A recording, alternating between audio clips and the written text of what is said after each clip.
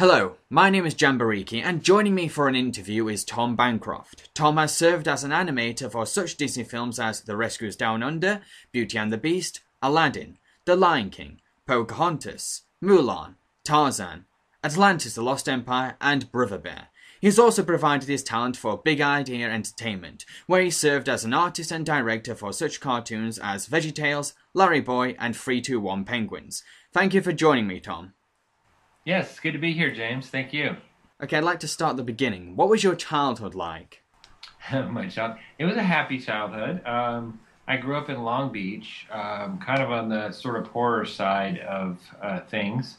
I didn't have a dad because my parents got divorced when I was very young, when a baby, still a baby.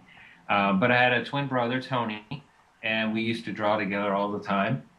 And we still do. He worked at Disney also, and so while I was there, and we both lived separately now for many, many years, but have both had animation careers and all these years for the last 20, 25 years. And I have an older sister too. But yeah, so we have a close-knit family, and most of them still live in California. And I live in Nashville now. What was school like for you? School, it was good. I went to California Institute of the Arts, and we kind of fell into that, my brother and I, because we always thought we wanted to be cartoonists. And so our first love was the Peanuts comic strip, and Charles Schultz and had done it, and it was, hugely popular, and so was Garfield at the time, because this was during the late 70s, early 80s was when we were growing up and just getting to the point. Like, I graduated high school in like 1985, so this was quite a while ago. But it was sort of the second golden age of comic strips during that time. I mean, you had the big ones were Garfield and like I said, the Peanuts and a few others, and they were all getting really big at the time. And so anyway, that was what we thought we wanted to do, both of us. So we were doing comic strips for the high school newspaper, and then into junior college, doing it for that newspaper. And then met a friend of ours who was doing some clay animation. We met him at junior college, and he was also doing a comic strip, and we really liked his artwork. And he was kind of one of the first people we met that was really good, and he kind of felt the same way about us, and we kind of immediately were artistically attracted to each other, if you can put it that way. And his name was Eric Stefani. And Eric had a little band he was starting up at the same time. He's a very creative guy. And would be writing music and then doing animated things and drawing in a sketchbook all the time. We would go to a restaurant and he'd bring a sketchbook and he would be drawing all the time. Me and Tony would just be talking, and we didn't draw. We always said we wouldn't draw unless we were getting paid. Which he didn't understand. He just wanted to draw all the time, which isn't totally true. I'm kidding. But anyway, his sister was Gwen Stefani. They ended up making the band, No Doubt, and unfortunately, he dropped out just as the band released their first big hit album. But he was one of the founders and wrote a lot of the songs on Tragic Kingdom, that first album. So anyway, Eric got us into, he had done a stop motion animated film in junior college, and he showed us that. It was clay animated. And we were just, oh wow, we couldn't believe that you could actually do that with just a Super 8 camera, make your own films. And so we did one. We had to my brother and I, and then Eric and another friend of ours made a little clay animated short together that summer. And it just got us addicted to animation because we already like stop motion because we like the old Ray Harryhausen movies, and then we were already drawing all the time. So we just sort of fell into it. Well, wait a second, we already love animation, and then we also love to draw. So why not do draw on animation? And so we found out about CalArts and then applied to that. After CalArts, how did you end up working at Disney's animation department? Well, Disney came to CalArts when we were just in the middle of our second year there, our sophomore year. They came and they were looking for people to staff their Florida studio that they were just building at the time. So this was back in 1988. And that would end up being the Disney MGM Studios, which is now called the Hollywood Studios. But that studio was going to have an animation, a little working animation studio there. And so Disney really wanted new, fresh blood to go staff that, basically inexpensive labor, to go staff that and make little, what they told us at the time was going to be Mickey Mouse shorts. And it soon switched to Roger Rabbit shorts because the first feature came out and it did pretty well. But anyway, when they came, they were looking for at portfolios of juniors and seniors, but they let the sophomores show, but they said they wouldn't accept anybody that were sophomores. But Tony and I really needed to get out of school because we couldn't afford it. It was so expensive. So we were thinking about not going back our second semester of our sophomore year. So it was kind of an all or nothing ditch effort that we put all of our time into our portfolios and put them in there, just hoping that they would change their mind. And sure enough, they did. They accepted us into the Disney internship in 1980. It was the very beginning of 1989 is when it started. And that was a 9-week program in the California studio, and we were trained by a lot of the animators there. We had lectures by Glenn Keane, Mark Henn. We each had a mentor that was one of the Disney animators, and at the time they were making The Little Mermaid, so we got to see that firsthand being made, and it was just a great time to be at Disney. So we both passed that internship, and that meant we got shipped off to Florida to staff that studio. Which was your first animated feature at Disney? What was my first one? Mm-hmm. That would be the first feature was Rescuers Down Under, and on that I was an assistant animator, which means I was in the cleanup department, and I worked with I was matched up with an animator, and that's how we set up the Florida studio. Was we were in small units, so that there was one animator, an assistant animator, and then a breakdown and in-betweener. So the animator would do the rough drawings. He would give it to his assistant animator, in this case me, and I would take Mark Henn's. I was working with Mark Henn. He was my animator, and I would take his drawings and clean them up. So I would just take the key drawings, and then I would leave the in-betweens undone and give those to the in-betweener that was working with me. So it was kind of an assembly line, but it was an honor to work with Mark Henn. He's one of probably the top 10 Disney animators, at least in the second golden age of Disney animation. What was your experience of working at the Disney Studios like? It was great. Especially because I was at the Florida studio. I got a little taste of what the California studio was like when I was an intern, when I was first there for that first 9 weeks. And it was big, and there were lots of people, hundreds of people working on an animated film. But then going off to Florida, we were a small, tight-knit group, and that was where most of my career with Disney was at. And when we first got there, it was probably, 60, 80 people. It was a very small studio, especially in comparison with California. And we were kind of just designed to do little sections of feature films and short films. So like a Roger Rabbit cartoon or something like that. And in the end, we grew quite a bit, and we grew to the point where we could start taking on our own feature films by Milan. Milan was our first feature film there in Florida that we did start to finish in Florida. But by then we had grown to, 200-300 people at least. And because that's about what it takes to be able to pull that off. But yeah, it was awesome to be at the Florida studio. It's great.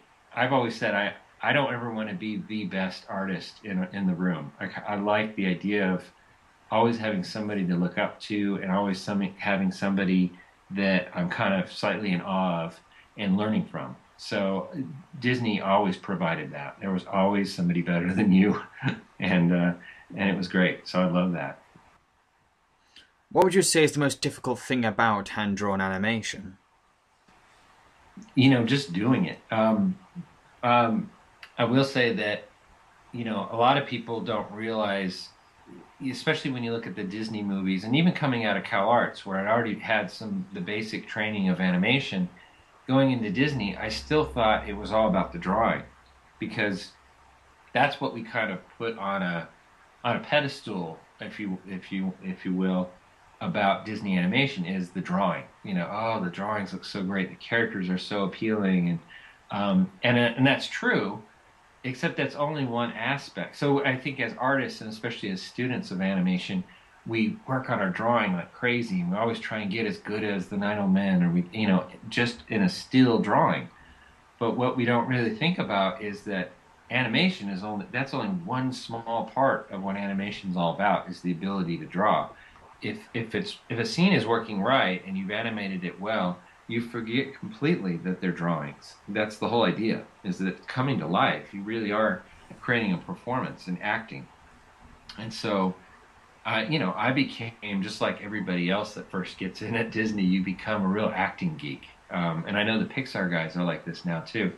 Is that you just analyze acting and every little nuance of a performance in live action films and things like that, and you just get really geeky about it and going, oh, look how he kind of, did that little head tilt as he, gestured with his hand, and oh, I'm going to use that one day, and so it really, hopefully, the better you get as an animator, it becomes less and less about the drawing and more about the performance and the acting and bringing that character to life, and really, how are you going to do that? So that was the thing that really, to me, sets Disney apart from a lot of the other animation studios.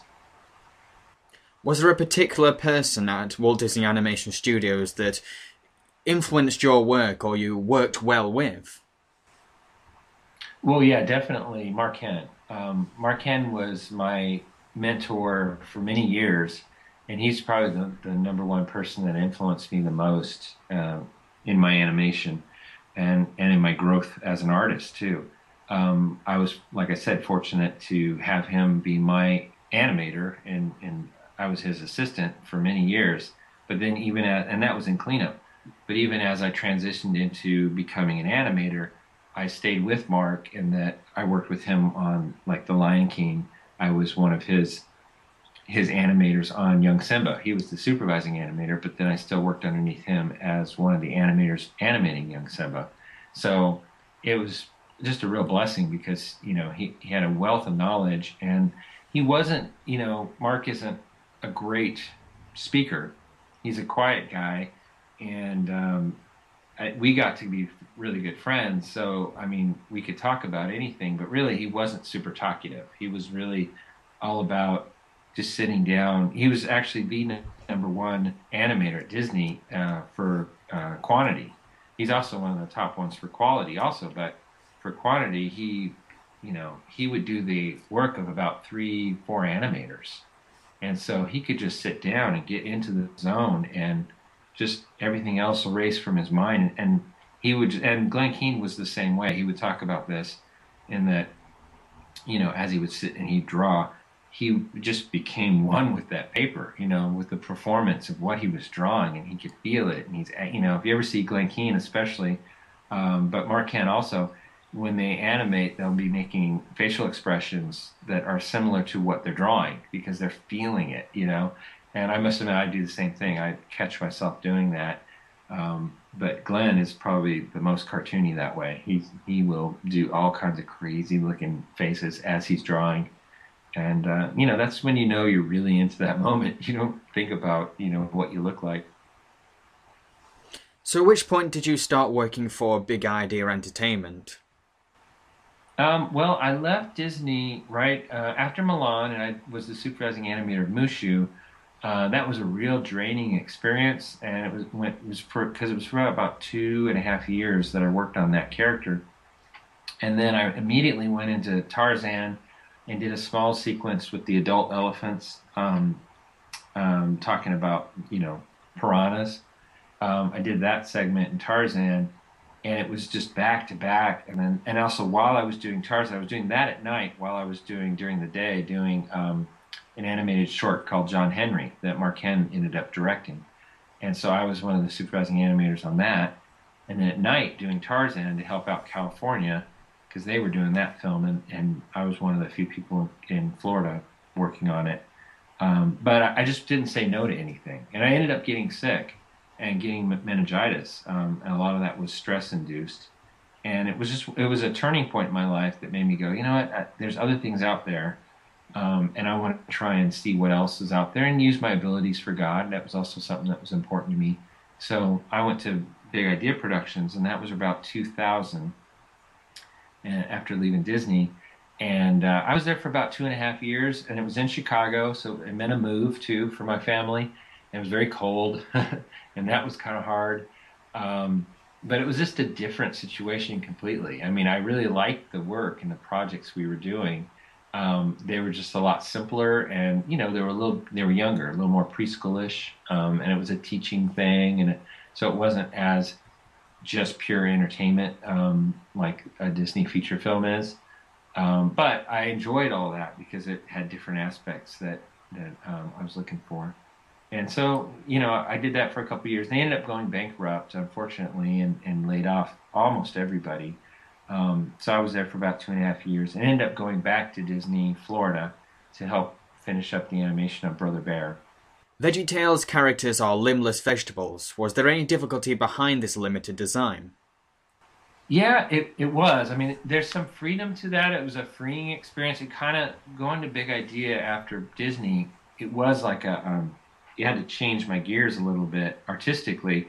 But the nice thing was it kind of harkened back to my first love, which was comic strips. Comic strips are a lot simplified, more cartoony drawing than say a Disney feature film. And so going back to doing that, it felt more like I was making comic strips when I was doing storyboards on VeggieTales. But the fun thing is that they're all acting because they don't have arms and legs. It's all facial expressions and how you pose that very simple shape. So much like the carpet in Aladdin, that is very much all about the performance of that shape and how you can, in using timing and things like that, and how you pose that shape, you can get a performance out of it. But these had faces, so that was even a little bit easier. So that was nice.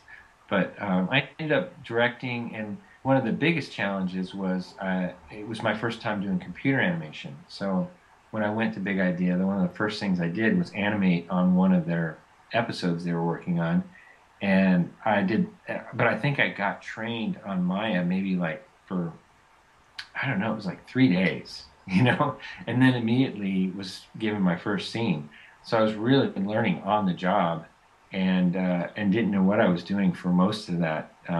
But I only did it for like a few months, maybe 3 months or something that I animated, and I never totally got used to it, and I pretty much hated it the whole time. But it was good too. I mean, I'm glad I went through that experience because now one of my day jobs is that I do animation direction for a TV series that's animated in 3D in China, and so I'll look at 3D models and I look at the 3D animation and give notes.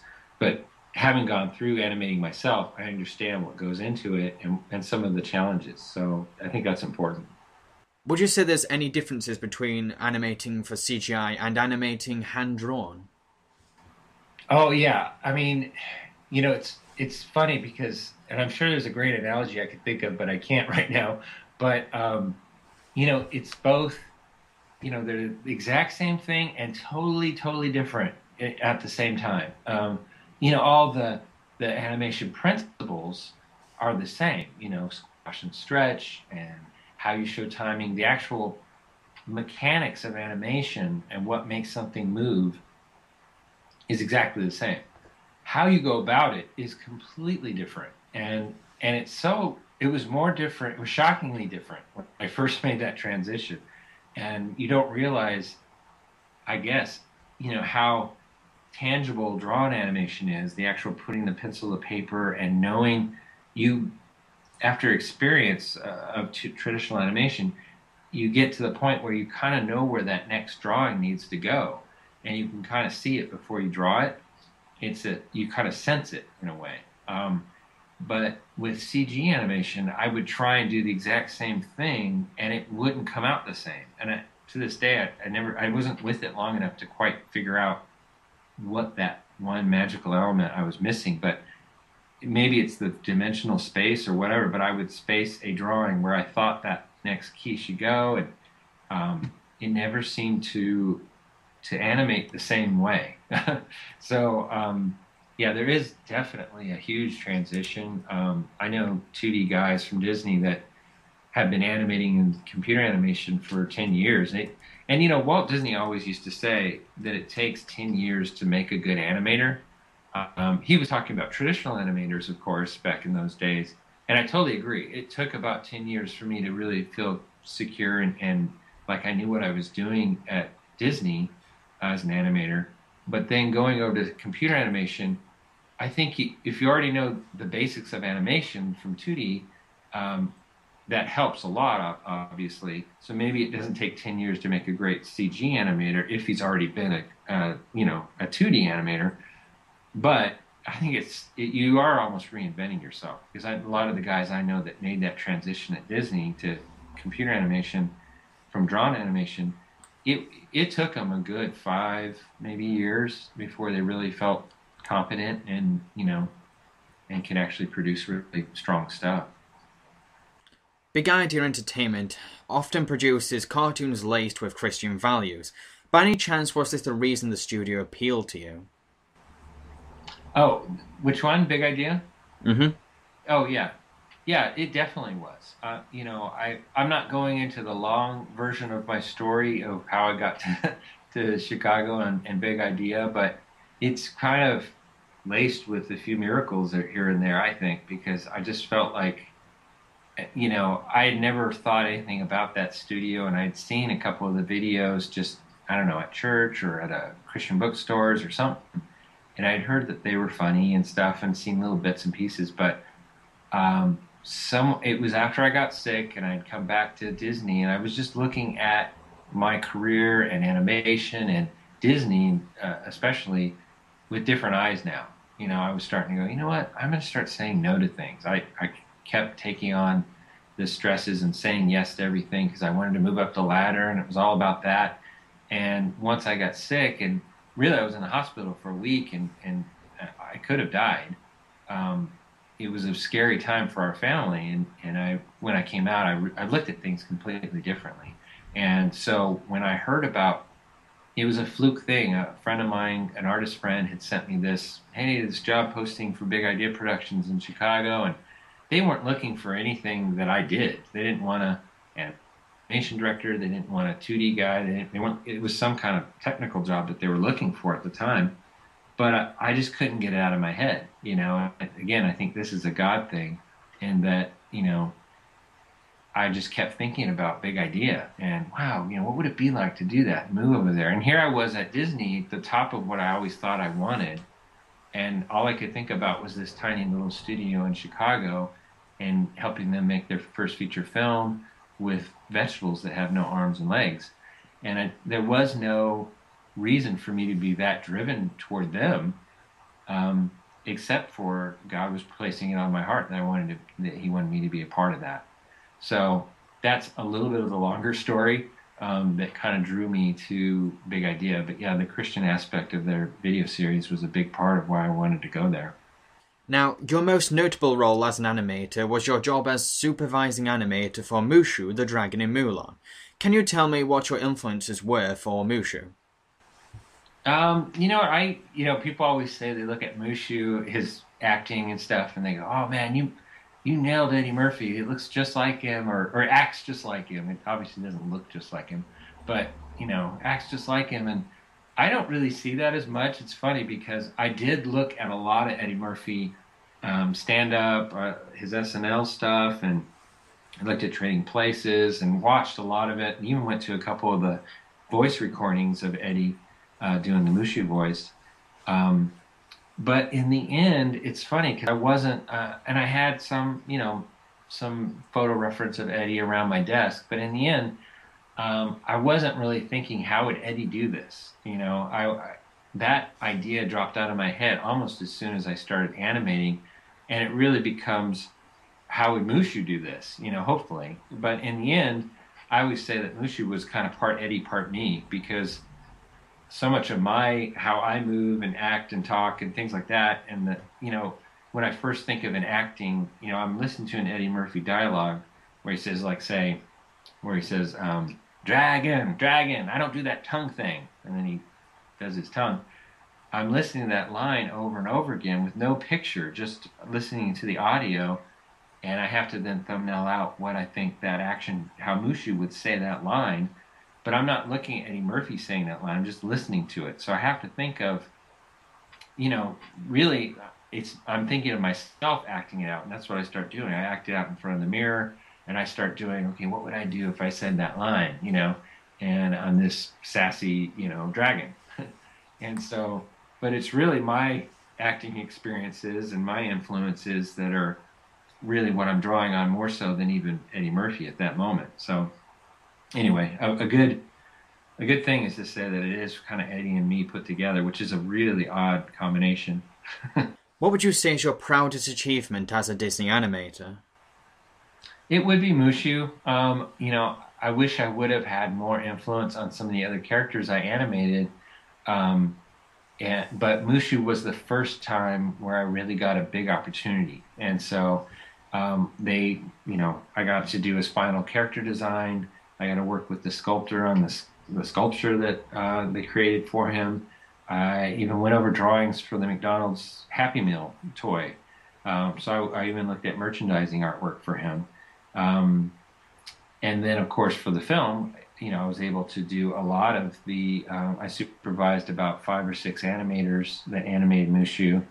And then I did a lot of the key animation of the character. So that's the hard thing about being a supervising animator, at least in those days at Disney, was that you were expected to not only be, the guy that could draw that character the best, hopefully, or you should be, but you also have a group of people that you're probably supervising as far as animators, and then clean up on making sure that their versions of Mushu look just like yours, or the on-model one, and that their acting is right. And so you're reviewing every scene that they're doing also. Plus, you have to carve out time to do the majority, really, of the Mushu animation. They expect the supervisor to do a lot of the key moments of Mushu, and therefore they expect you to do most of the animation of that character, even though those 5 or 6 other animators probably have more time in their day to do it than you do. So it meant a lot of late nights and weekends, and it was a and like I said, it was partially one of the things that got me sick, probably. But I will say that I'm really proud of that character and how it came out. It was definitely some of my best work, and probably it'll be one of the highlights of my career. Even if I do something, I'm doing other things still, but I think it'll always be a highlight. If you could have served as supervising animator for any Disney cartoon character, who would have you picked? That's a good question. Out of the newer ones, gosh, I would have. That's the thing. If some of the Pixar movies were traditionally animated, I would have loved to have done almost any character in The Incredibles, like Mr. Incredible or even Mrs. Incredible. She would have been fun. Any of those characters would have been a blast. Same with Wreck-It Ralph characters; those were a lot of fun. And drawing those characters would have been a blast. But I'd say I'd probably have to go back to the the classic films, and go with a Ward Kimball character. One of my all-time favorites is Pecco Spiel. Pecco Spiel was one of the featurettes that they made of the living legends and stuff. And I don't know how exposed you are to that, some of those smaller films, but that's a lot of fun. Real cartoony animation, a fun story, real appealing characters. So something like that would probably be what I would want to do. When you worked with one of the directors at Disney, what kind of standards or quality did you expect from them? Definitely, a vision. If a director and I worked with quite a few different directors on all those films, and a lot of them, because I was in Florida, and the main unit was in California. They were in California and I was in Florida. So a lot of the time I'm getting my direction over the phone or over a Skype kind of a system, video conference system that we had back then. And that made it even harder and more challenging. Um, but, them knowing, what they were looking for was always the biggest help, was that, but not to tell me verbatim. I'm kind of like in live action film, the big no-no for a director is to actually act out a scene for an actor. They always say that actors will get really offended by that because you're basically putting something in their head and they're not being able to invent what that action should be or that moment. So you kind of have to do that even in animation when my brother, Tony Bancroft, he co-directed Milan, and he told me that when he would go into the director's the voice recording booth with Eddie Murphy or whoever he was directing at that time, it was the same thing with the voice thing. It's like they would want a certain inflection and to hit a certain part of the line, or to say, but they couldn't like just say, "We'll say it like this," because again, that would sort of shut down the actors and they would get kind of offended and not really give a good performance at that point. And so you kind of had to just basically give them an instruction, that was, got the point, well, I think you'd be a little more angry here, so maybe you hit this one word, and they could be a little specific about it, but not be, I'm going to say the line for you the way I think it should be said, So it's the same with animators. I always liked directors that had a vision, had some ideas, and kind of threw out a few ideas potentially about what they wanted for that scene, but mostly just the idea of the scene. Okay, well here he's scared, and he's, it might be funny if he does this little, not describe what he should do, but just, that he's agitated. So maybe he's a little jittery, and that could put an image in my mind of a little gag I could throw in there or something like that. But I always like to go back to my desk armed with the few things they said and then come up with something that they don't expect. I always like to surprise them a little bit. So with Mooshu, I had that opportunity quite a bit, which was great. So yeah, they've all been a little different, but for the most part, all the directors I've worked with, have been, just really strong in what they want, generally. What was it like working beside your brother Tony at Disney Animation? Well, besides is kind of the key word there. We really didn't work beside each other very often, unfortunately. We first did when we first moved to Florida. He came also, and he was there for the first year of as we were both animating assistants, or assistant animators, I'm sorry. And then he got a job opportunity back in California to get bumped up to an animating assistant, which is like a junior animator, an animator in training. And so I decided to stay in Florida at that time. And so that meant staying in cleanup a little bit longer for another year or so. And then I started moving up too and became an animating assistant on Aladdin, I think was my first, no, Beauty and the Beast was my first film as a junior animator. But yeah, and then again, we worked directly together on Milan, because then he was in California and they asked him if he'd want to move to Florida because he'd already been to Florida and he knew people. And of course I was there. And they said, well, would you like to co-direct Milan? Because there's a guy there, Barry Cook, that's already working on it, but we'd like him to have a second director. So he moved out to Florida for a year and a half, which was great because we had young children at the time, both of us, and so the cousins got to know each other a little bit when they were really young, and actually lived nearby each other, which was great. So it's been great. Just to answer the general question, Tony and I were very competitive and always have been. And when we were younger, and especially right out of Cal Arts, it was a little negative. I think that we had a hard time letting the other one be, because we were always compared, and we still are to some degree. The nice thing is that through the years we've been separated for, for most of our careers. He's done totally different characters and things that I haven't done, and like I've gone off in different directions and done totally different things. I think if you look at the whole of our careers, they're still pretty similar. We generally like to draw similar things and like to animate similar things and work on similar things. But overall, we have had separate careers. So, but at the beginning, we were both at Disney, both working on the same movies, and that made it more competitive. And here I was in Florida, and we weren't. There was a lot less because it was a small studio. There was a lot less moving up there than in California, so that made it really hard on my side. But we've always got along really well, and I think we're both each other's kind of biggest fans for the most part. At Big Idea Entertainment, you have mainly served as a director for the Larry Boy shorts. Can you explain to my listeners who Larry Boy is? Yeah, I mean, they had already created in the CG video VeggieTales series. They'd done one of the videos they did was kind of a spoof of Batman, which was Larry Boy. The two main characters in VeggieTales is Bob the Tomato and Larry the Cucumber. And they're like kind of a Laurel and Hardy or Abbott and Costello kind of a team.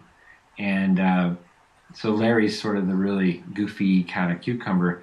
And anyway, in one of the videos, they did the spoof on Batman and made Larry Boy. And so, he's Wild Man or Larry, and then he becomes Larry Boy, the superhero. Excuse me. And so that was hugely popular with the fans of VeggieTales. And then so we ended up deciding to make a traditionally 2D animated, like a TV show, direct-to-DVD series. And so I was kind of put in charge of that, and I was the supervising director. I designed all the characters in a 2D style, kind of a more Saturday morning cartoon style too, because we were going to go flash animation on it. And so it was a very simplified version, even of these simple characters, but stylized, I guess, version is a better way of putting it.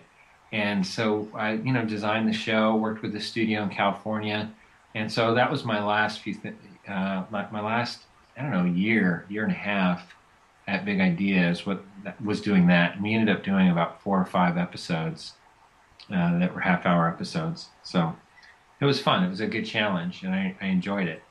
So what have you been doing since you left Big Idea Entertainment? Since then, like I said, I briefly came back to Disney in Florida to do Brother Bear, but that was only for about 6 or 8 months. And then when that movie was over, they didn't have a place. They didn't need me for the next feature film, and they ended up shutting the doors within about a year of me leaving Disney. So I ended up staying in Florida for about a year, and I set up my own company, Funny Pages Productions, and then we started looking, my wife and I, because I realized I wasn't going to continue with Disney, and that I could live wherever I wanted to because everything was through the internet. Because I was doing a lot of children's book illustrations with Disney Publishing and comic book stuff for Disney Adventures. It was all freelance stuff. I said, let's live where we want to live. And so we picked Franklin, Tennessee, which is where we live now. And so moved the company here, and I asked my best buddy at Disney, Rob Corley, who was also an animator, if he wanted to come with me. And because we've been talking about it for a while, and he said yeah. He ended up coming, especially because then they decided to shut down the studio. It was nice because we already kind of had a plan, so we moved out here to Franklin and did that for the last 8 years. Have had Funny Pages Productions, and I just recently, about a year and a half ago, I left that to Rob, and now I'm a freelancer. I work at home and do all kinds of different things, but my main job is with CBN, Christian Broadcasting Network, and it's working on another Christian series that we helped relaunch, Rob and I, when we were doing Funny Pages. We did the pilot episode for, which is called Superbook, and it's a remake of their 80s series that they did that went around the world, and we've kind of re-updated it. Now it's computer animated, and we've redesigned the characters, and kind of has a anime feel to it, even though it's computer animation. So I've been the animation director and storyboard revisionist and head character designer for that for the last year and a half. Um, I also did some of my own books too. That was kind of one of the bigger things I've done in the last few years is besides illustrating a lot of children's books, almost 50 children's books over the years, I've also created my own books, which are how-to character design books. And so my first one's called Creating Characters with Personality, and that one came out about 5 or 6, probably about 6 years ago. And then my newest one came out this last year. It's called Character Mentor. And both of those books are on training you on how to design your characters, but also how to bring them to life, through staging and expressions and posing. So those books have both done really well. And actually, the first book, Creating Characters, is used around the world in a lot of the animation schools for their character design classes. Are there any artists that you would consider to be your influences on your drawing style? Oh yeah, a lot, but not one I could pinpoint, I think, and go, okay, this one is the one I draw like the most. I have so many influences because my background and my loves of art are so diverse. I started in comic strips was my first love, so I have a lot of people I'm fans of there, from Charles Schultz to Walt Kelly, Bill Watterson, and others. And then in animation, of course, then I have my second love, which was animation and Disney. So I have guys like Milt Kahl and Frank Thomas and Ollie Johnston and some of those Disney Nine-Old-Men that I'm a huge fan of, and then and newer guys like Glenn Keane and Andreas Deja, to comic books. One of my early loves too was comic books. So superhero stuff from Marvel is a huge. So even some of the classic guys like Jack Kirby and Neil Adams, and to newer guys like Adam Hughes and Terry Dodson, you know, um, Frank Cho, and anyway, it's just so numerous. So anybody that draws well, and it can be more realistic style like comic book stuff, or it can be really cartoony stuff. I'm just a fan of anybody that can draw well, and you can't cheat that. You're either a really good artist and you draw cartoony, or you're a really good artist and you draw realistically, or you're not. I mean, you can't be a really good cartoonist and not draw well. So I'm just a fan of really good draftsmanship, I guess you could say. What advice would you give to someone who wants a career in animation? Well, I definitely say, and I hate to say, I mean, I don't want to sound negative, but I would definitely say if you want to be an animator, not just work in animation, but specifically be an animator, please learn computer animation, because that's where the jobs really are. And I say that being an old school 2D guy, and I still love 2D animation, but there's just not much work in that. So I hate to see people come out of school thinking that they're going to jump into, the next Little Mermaid movie or whatever, and it's not there, because it's such a rare thing to find that film to work on. And TV animation is all still traditional animation, but it's done overseas. The Korean and Japanese and Chinese and Indian studios are doing the actual animation. Now, if you just want to work in animation and you like to draw, then I steer people usually toward storyboarding or character design. Storyboarding especially, because every production needs that, and it's always, I think, going to be hand drawn, and they need a number of them. They only need one character designer, generally one or two, on a TV show, but they need multiple storyboard artists. Usually quite a few. So that's a good thing to know. Even if you're going to kind of jump back and forth from character design to storyboarding or whatever, it's good to be able to do that. So yeah, I mean, that's kind of what I would suggest the most, is just before you even go down these roads, I think that's what we're lacking in our animation schools and art schools in general, is a real focus on where am I going and what do I want to do. And I know that there's a lot of self-discovery during the college years, which is going to happen, but you need to kind of seriously look at the industry too and go, okay, but where are the jobs, and at least consider that.